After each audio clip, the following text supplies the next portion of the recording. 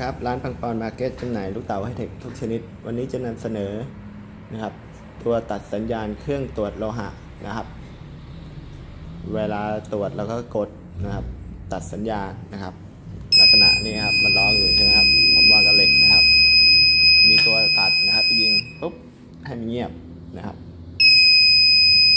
สนใจติดต่อ087 000 4864ปังปอนมาร์เก็ตครับขอบคุณครับ